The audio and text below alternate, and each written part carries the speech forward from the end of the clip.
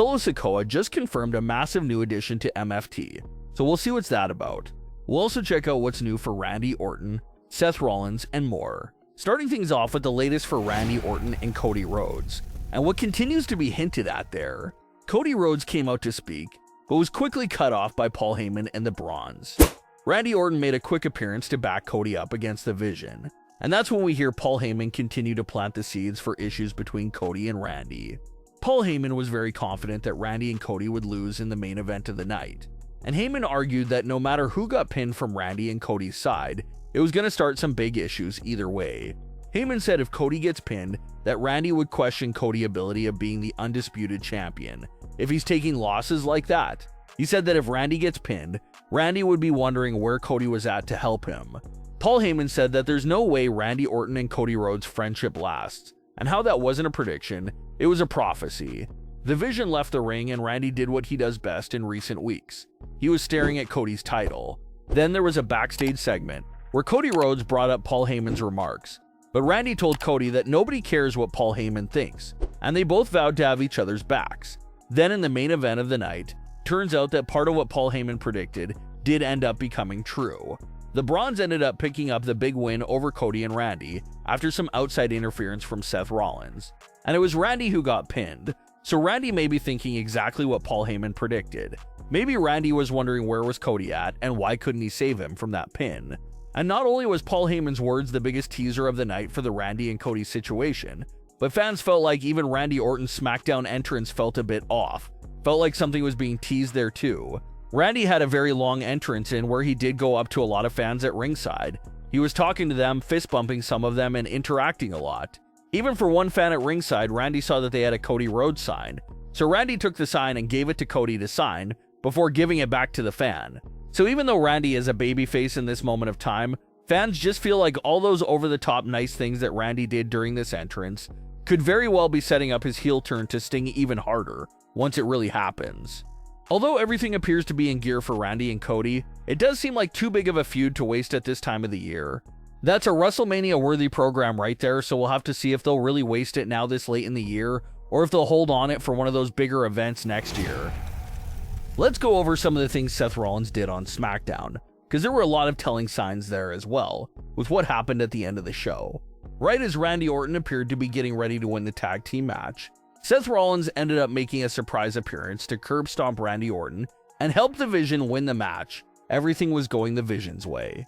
They defeated Randy and Cody. They were standing tall, having a great night. But then that certain greed for more really ruined the night for Seth Rollins and the Vision. As Seth Rollins was standing on the outside of the ring after pulling off a successful outside interference attack, you can see that look in Seth's eye that he wants more, and that he's not satisfied with just that. Paul Heyman notices this look on Seth Rollins too, and begs him not to do it, not to go back in that ring again. They did their plan and it was time to go. Paul Heyman told Seth that Cody was deep in his head and begged him not to try anything else outside of what they had already done and planned. But Seth fully dismissed Paul Heyman's advice and runs back into the ring. Turns out that Seth should have listened to Paul Heyman because Cody was in fact baiting Seth to step in the ring. Right as Seth thought he was going to get an easy stomp, Cody moves out the way and hits Seth with a crossroads. It wasn't that much of a verbal moment, but that whole entire moment did speak volumes. Seth had it done. Seth helped the Vision win the match. They were all there on the ramp, posing with each other and celebrating the big win. If Seth would have just listened to Paul Heyman and stayed put right there on the ramp, the night would have stayed as a big success, and you can argue that Seth would have gained a point against Cody for when it comes to playing mind games. But the greed was too much for Seth. He wanted more, and like Paul Heyman said, Cody is in fact deep into Seth's head. So that caused Seth not to listen to Heyman, not to think logically, so he rushed back into the ring and got dropped by Cody, which turns that successful night for the Vision into an embarrassment and gives Cody back the edge for when it comes to the mind games. So for someone who usually loves playing mind games on others, Seth is absolutely getting owned in that department right now by Cody Rhodes. Cody already has the psychological edge over Seth because of those 3 straight losses that he gave Seth in 2022. Seth got embarrassed 3 matches in a row back then. Seth even lost to a completely injured Cody Rhodes in that 3rd meeting between the both of them. So Seth is maybe thinking deep in the back of his head that he can't beat Cody, and he's trying everything he can to erase that thought in the back of his head. And then you have Cody's recent comments from Raw, in which he did pretty much instigate the idea that Seth's group doesn't really have his best interests in mind, how they don't respect him, and how they do whatever they want without running it past him first.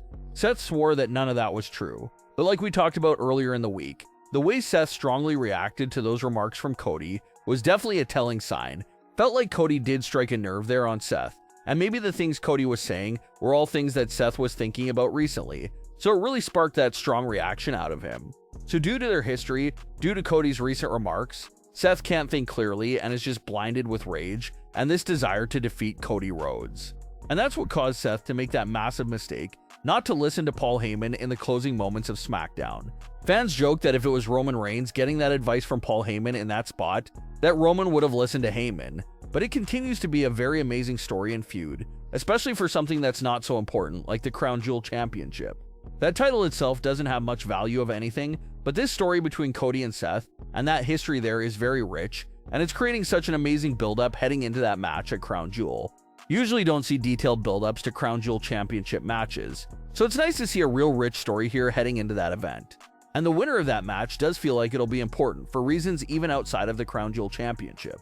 Because if Seth loses to Cody again for a fourth time straight, where does Seth's mental state go from there? It really feels like a loss at Crown Jewel would send Seth into a whole other mindset where he could lose it even more and really tone out Paul Heyman and the group.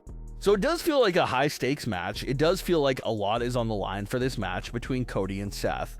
And that's definitely what you love to see from premium live event matches. So that will be interesting to see. A really interesting vignette aired this week on Smackdown regarding Solo Sikoa and his MFT group. When speaking to his group in this video clip, Solo noted that something is missing within the group, and that once he finds the missing part, everyone will be on notice. So for Solo to say that he's looking for a missing part of MFT, that certainly sounds like he's referring to the idea of bringing in an additional member to the group. And there's two possibilities for who Solo may be referring to here. A lot of fans think this could be the early seeds for the return of Tama Tonga. Tama hasn't been seen in several months due to him being out with an injury, but Tama was not only a loyal soldier to Solo, but Tama was the first ever person that Solo brought in when he was taking over the family. So Solo has a deep connection to Tama, and that's probably the missing piece he's referring to. Remember that last year, Solo Sikoa first gave the MFT nickname to Tama Tonga. Tama was even walking around wearing that MFT t-shirt last year. So now that MFT is an official faction, Tama Tonga may be that missing piece that Solo is talking about. It would be a great reunion for Tama to be back with Solo and back with his brothers. And if it's not Tama, then obviously it would have to be a completely new member that Solo has his eyes on. So look for MFT to gain one more member there either way. But what are your thoughts on today's stories?